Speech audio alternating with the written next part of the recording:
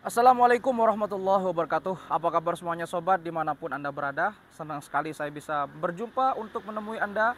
Dan selamat datang kembali di channel Jumpa Hamzah.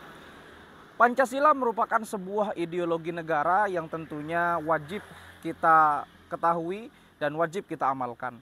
Karena Pancasila itu merupakan nilai-nilai dasar negara Indonesia yang kita cintai ini, dan tentunya wajib kita terapkan dalam kehidupan sehari-hari, baik untuk diri pribadi dan juga untuk kemasyarakatan yang tentunya bersifat majemuk. Karena bangsa Indonesia ini terdiri dari berbagai macam suku bangsa, agama, ras, bahasa, dan etnis lainnya. Pancasila itu dirumuskan oleh 3 orang, yaitu ada Pak Karno, kemudian Muhammad Yamin, dan ada Pak Supomo. Yang mana ketiganya ini memiliki peran yang sangat besar terhadap perumusan dan perjalanan panjang dari Pancasila tersebut. Tetapi kalau kita menarik secara historikal atau dari segi sejarah, apa memang benar kalau Pancasila ini terinspirasi dari Piagam Madinah ataupun Negara Kertagama?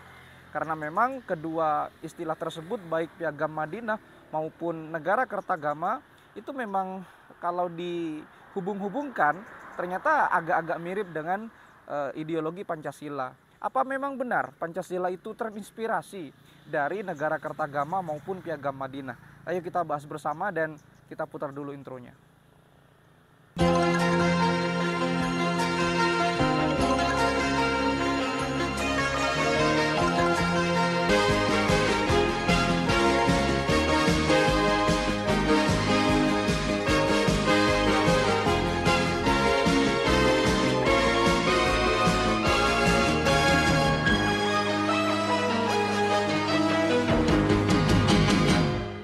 Ya, tujuan Pancasila adalah untuk membentuk karakter, untuk membentuk ideologi sebuah bangsa. Karena bangsa tanpa ideologi ya tentunya masih agak kurang. Karena dengan ideologi ini merupakan sebuah instrumen penting yang terdapat dari sebuah negara, dimanapun negara tersebut berada. Di seluruh dunia pasti memiliki ideologi negara yang berbeda.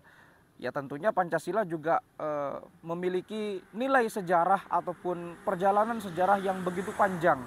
Karena sebelum Pancasila ada Piagam Jakarta, di mana Piagam Jakarta ini tentunya juga ada hubungannya dengan Pancasila, karena memang mirip-mirip dengan Pancasila. Sebelum ada Pancasila, ada Piagam Jakarta, yang mana perbedaannya adalah di sila pertama. Jadi kalau di sila pertama di Pancasila yang sudah kita ketahui itu adalah ketuhanan yang Maha Esa, kalau di Piagam Jakarta maka frasanya berbunyi berbeda, di mana pada Piagam Jakarta frasanya berbunyi kewajiban untuk melaksanakan syariat Islam bagi pemeluk-pemeluknya.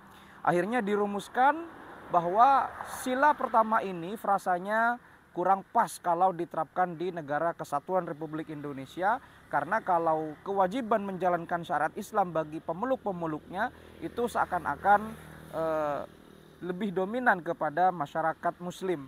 Karena diketahui bahwa Indonesia ini bentuk negaranya bukan negara Islam, melainkan negara Kesatuan Republik Indonesia yang terdiri dari berbagai suku bangsa, berbagai etnis, berbagai bahasa, serta berbagai keyakinan, termasuk umat Islam dan umat-umat yang lain di dalamnya. Sehingga dirumuskan bahwa ketuhanan yang Maha Esa merupakan sila yang paling dasar dan paling pokok, dan tentunya ini sudah dirumuskan oleh ketiga orang yang sangat berpengaruh di dalam merumuskannya. Ada Pak Muhammad Yamin, ada Pak Supomo, dan juga ada sang proklamator Indonesia, Bapak Soekarno. Itu kurang lebih perjalanan singkat dari sebuah Piagam Jakarta dan juga Pancasila. Tetapi apakah memang ada hubungannya, atau memang benarkah Pancasila itu terinspirasi dari Piagam Madinah dan Negara Kertagama? Nah, ini menarik untuk dibahas nih, karena memang Indonesia itu mayoritas adalah agama Islam. Populasi masyarakat Muslim di Indonesia itu terbesar di dunia, sehingga mungkin saja, ya hanya hipotesis nih, mungkin saja juga Pancasila memang berkaitan atau mungkin tidak. Nah, ini akan kita bahas dan kita coba kaji bersama. Jadi apa sih yang disebut dengan Piagam Madinah? Piagam Madinah itu merupakan sebuah perjanjian yang ditulis oleh Nabi Muhammad SAW pada masa beliau di Madinah sekitar tahun 622 Masehi. Jadi pada waktu itu beliau Nabi Muhammad SAW hidup berdampingan di Yasrib atau di Madinah pada waktu itu, hidup berdampingan dengan berbagai macam keyakinan dan berbagai macam agama di Madinah.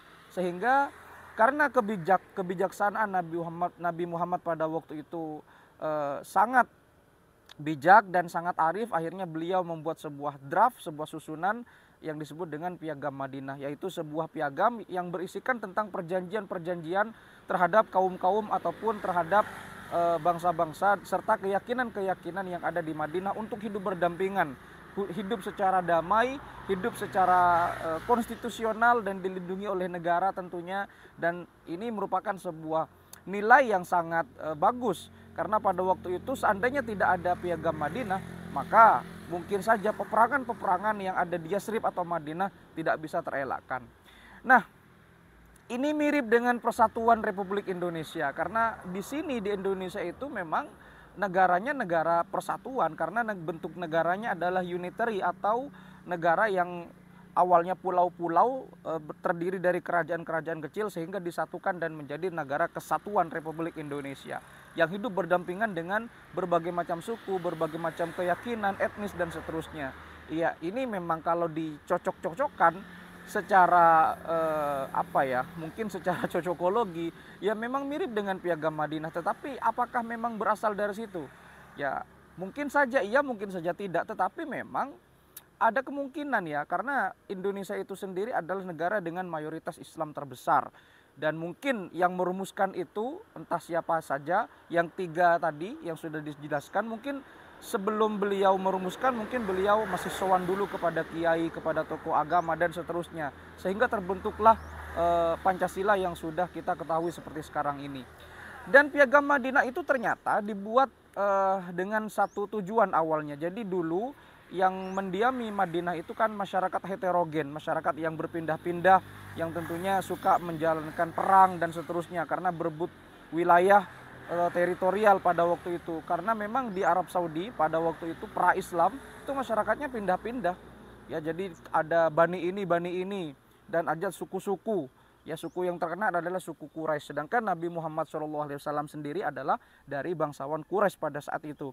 Dan pada waktu itu Piagam Madinah itu dibentuk karena untuk meredam perselisihan antara Bani Aus dan Bani Khazraj pada masa ketika Nabi Muhammad ada di Madinah sekitar tahun 622 Masehi. Yaitu secara Piagam Madinah. Sekarang negara kertagama. Apa mungkin iya Pancasila itu ada hubungannya dengan negara kertagama? Karena Pancasila secara etimologis, secara kebahasaan, panca itu kan bahasa Sanskerta. Ya, panca itu 5, sila itu kan adalah pegangan hidup ya, atau aturan-aturan begitu. Sehingga apakah memang ada hubungannya dengan negara kertagama? Nah, kita kenalan dulu dengan negara kertagama. Negara kertagama itu ditulis sekitar tahun 1287, tahun Saka, tahun Jawa, dan Masehinya sekitar 1365. Jauh sesudah Piagam Madinah, di mana Piagam Madinah itu 622 Masehi, sedangkan negara kertagama itu tahun 1365 ya. Jadi jauh sesudah Piagam Madinah. Dan negara kertagama itu adalah sebuah kakawin atau sastra yang ditulis oleh seorang empu yang terkenal pada zaman keemasan Majapahit, yaitu Empu Prapanca. Ya, pada waktu itu Empu Prapanca ini merupakan empu yang sangat terkenal karena beliau merupakan seorang tokoh agama, tokoh pemimpin agama Buddha. Ya, karena kerajaan Majapahit itu kan adalah kerajaan Buddha yang terbesar pada masanya.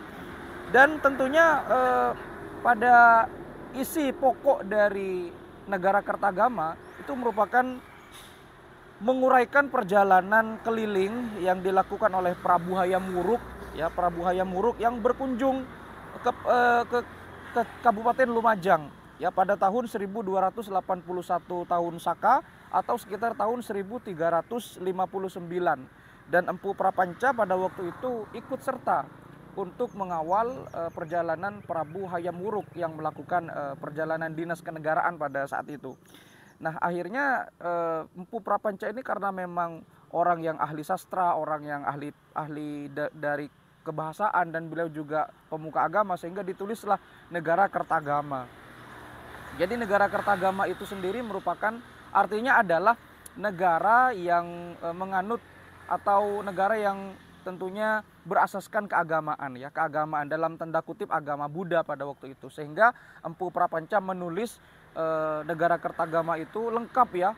Ada perjalanan Prabu Hayam Wuruk, ada letak geografis dan bentuk kerajaan Majapahit atau keraton Majapahit yang sampai sekarang masih diperdebatkan di mana, apakah di Trowulan atau di mana.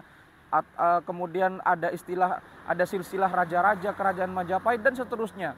Dan tentunya pada saat itu Negara Kertagama itu terus ya hilang dan ditemukan tanggal berapa ya? Tahun dulu. Jadi Negara Kertagama itu ditemukan oleh orang Belanda ya, seorang ilmuwan yang bernama J.L.E. Brandes pada tahun 1894.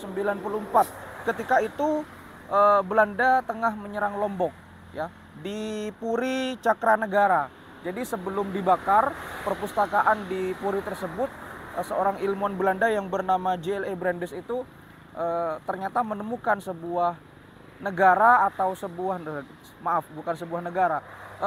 catatan bersejarah yang dikarang oleh Empu Prapanca, yaitu Negara Kertagama. Apa memang ada hubungannya dengan Pancasila? Ya gimana ya? Jadi Negara Kertagama itu kan adalah kitab, sebetulnya kitab atau buku yang memuat tentang istilah atau silsilah raja-raja Majapahit ataupun perjalanan Raja Hayam Wuruk, yang pada dasarnya itu merupakan sebuah catatan perjalanan dari Prabu Hayam Wuruk ya pada waktu itu. Sehingga memang karena konsep negara Majapahit pada waktu itu adalah konsep negara yang masih kerajaan, masih monarki, ya mungkin tidak ada hubungannya dengan Pancasila. Ini hanya asumsi saya saja ya. Jadi kesimpulannya adalah apakah Pancasila ada terinspirasi dari kedua hal tersebut? Apakah Piagam Madinah atau Negara Kertagama? Ya tentu tidak jawabannya ya. Kalau iya sih ya kemungkinan kecil, tapi kalau tidak ya sangat memungkinkan, karena ideologi Pancasila itu dirumuskan oleh ketiga orang tersebut ya. Ada Pak Karno, Pak Supomo, dan juga Pak Muhammad Yamin. Ya mungkin saja kalau berasaskan agama Islam itu iya, karena memang mayoritas agama yang dipeluk oleh umat beragama di Indonesia adalah Islam. Sedangkan Negara Kertagama kan agama Buddha pada saat itu. Ya mungkin saja sebelum merumuskan, mereka bertiga ini sowan dulu kepada kiai atau tokoh-tokoh agama atau tokoh-tokoh masyarakat, sehingga dirumuskanlah Pancasila yang kita kenal seperti sekarang ini. Ya demikian ya, mudah-mudahan bisa menjawab dan mudah-mudahan bisa menambah narasi-narasi atau pengetahuan kita tentang sejarah di negara ini. Mudah-mudahan bisa bermanfaat, dan kalau ada kritik atau kalau ada kata-kata salah ataupun ada keterangan yang kurang lengkap, silakan komen di kolom komentar. Sampai jumpa di video berikutnya. Wassalamualaikum warahmatullahi wabarakatuh.